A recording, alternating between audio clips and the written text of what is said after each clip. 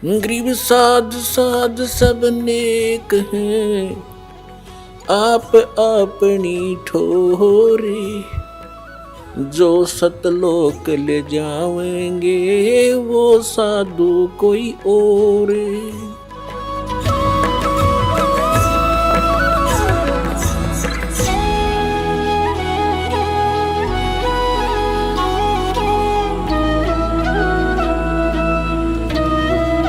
अब जो सत्संग आज सुनाना चाह रहा था दास, उसकी अब भूमिका बनी है 2 घंटे में। अब 2 प्रकार से मानव शरीर प्राप्त होता है।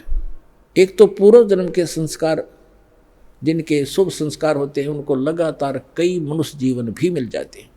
लेकिन उन जब कभी पुण्य संस्कार कभी कब बनते हैं, जब परमात्मा तीसरी सतिथि का रूप धारण करके कभी किसी क्षेत्र में प्रकट होते हैं और वो अपनी किसी प्यारी आत्मा को यथार्थ ज्ञान बता जाते हैं। उसके कारण फिर आसपास के क्षेत्र में वो ज्ञान कुछ समय तक ठीक चलता है। तो वो पुण्यात्माएं भक्ति से युक्त हो जाते हैं और फिर वो लगातार कई जन्म भी प्राप्त कर लेते हैं। उन जन्मों में यदि संत नहीं मिला पूर्ण, तो वो पूर्व जन्म की अपनी जो किस्मत की जो भक्ति कमाई है उसका नाश करके चले जाते हैं। उनको सुख तो होता है पहले जन्म की कमाई से, और वो सोच रहे हैं कि हम जो साधना करें इसी से सुखी है।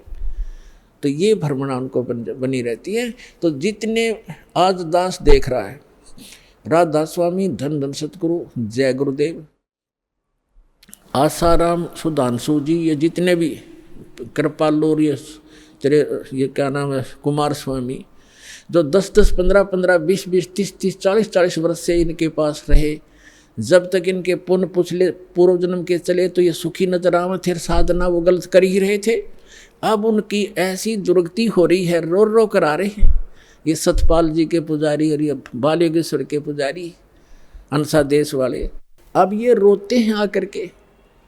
एक अध्यापक कहता मैं पेशे से अध्यापक हूँ और मेरा इकलौता पुत्र था, मैं सतपाल का चेला था, 40 वर्ष से वहाँ लगा हुआ था। इकलौता पुत्र की मृत्यु होगी और उस दिन से टक्कर मार के रो रहा हूँ। आपका ज्ञान सुना, नास्तिक हो गया था, विश्वास उठ गया था भगवान से। आपका ज्ञान सुना, सत्संग सुना, फिर एक किरण फिर से जागी है कि है भगवान कहीं पर।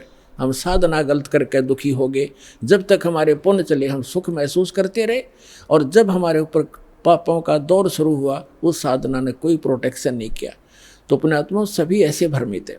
तो जो मानव शरीर प्राप्त प्राणी है वो 2 प्रकार से हैं। एक तो ऐसे आपको बता दिया, तो वो भटकते रहते हैं भगवान के लिए, कहीं ना कहीं वो बैठ ही नहीं सकते।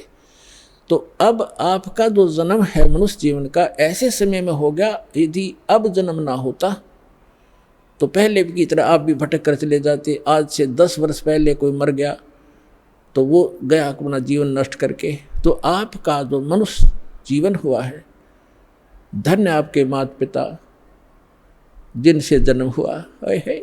आप तो भक्ति पर लगे लगाए हो, आपको तो बहुत थोड़े से समय में समझाया जा सकता है। और दूसरी प्रकार के जो 84 लाख योनियां भोग करके मानव शरीर प्राप्त किए हुए हैं, तो वो क्या करते हैं, उनको आप कितना ही कोशिश करो, वो ठीक है परिश्रमी भी होते हैं, क्योंकि पहले पशु पक्षी बनकर सारा दिन परिश्रम में लगे रहते थे रोजी रोटी के लिए। एक चींटी है सारा दिन एक कण की आवश्यकता पता नहीं कितने चक्कर काटती है एक कण के लिए, एक पल की चैन नहीं।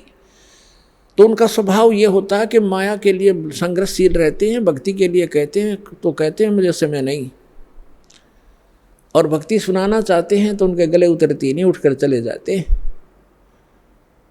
तो क्या बताते हैं कबीर साहब, कहते हैं कबीर पिछले पाप से हरि चर्चा ना भावे ना सुहावे, कहूँगे कह उठ चले ना और बात चलावे। जो पूर्व जन्म के संस्कारी प्राणी नहीं होते हैं या जिनके पाप कर्म अधिक बढ़े हुए होते हैं, उनके सामने सत्संग की चर्चा की जाती है भगवान की, तो उसके 3 लक्षण हैं। जो भक्तिहीन कर्महीन प्राणी होता है, कबीर साहब कहते हैं कबीर पिछले पाप से हरि चर्चा ना सुहावे, और कहूँगे चर्चा चलते लटके लेगा, और ना कोई और चर्चा शुरू कर देगा। अच्छा सुन, एक बात सुन मेरी, वो फलाना काम ऐसे था, वो जैसे आप कोशिश करते हो कोई रिश्तेदार भाई बहन मित्र को चर्चा सुनाते हो, 2 सेकंड सुनता है, फिर वो ध्यान ऐसे ऐसे रहता, ऐसा है ना वो एक काम जो आप वो ऐसे होगा, उसको ऐसे होगा, आपको भी डिस्टर्ब कर देगा, आप बताना चाहते हो। और तीसरा कहते हैं फिर मुझे काम याद आ गया, फिर मिलूंगा, उठ कर चल जाएगा। कबीर भगवान बताते हैं कि कबीर पिछले पाप तय, जिनके पाप घने बढ़ गए, हरि चर्चा ना सुआवे, अच्छी नहीं लगेगी, और कहूँगे कह उठ चले ना और बात बनावे। तो ये उस व्यक्ति के लक्षण हैं जो पिछले जन्म के पापों से ज़्यादा ग्रस्त है। सीधा ही वो 84 लाख प्रकार के प्राणियों से, पशु पक्षियों की योनि से प्राप्त सीधा मनुष्य जीवन प्राप्त किया है। तो उसके अंदर भक्ति प्रवेश करना बड़ा कठिन होता है, लेकिन हो जाती है। उसको थोड़ा ज़्यादा समय लगेगा इस ज्ञान को समझने में, और शुरुआत एक बार हो जाती है, धीरे धीरे किसी ना किसी जन्म में तो वो हो ही जाती है।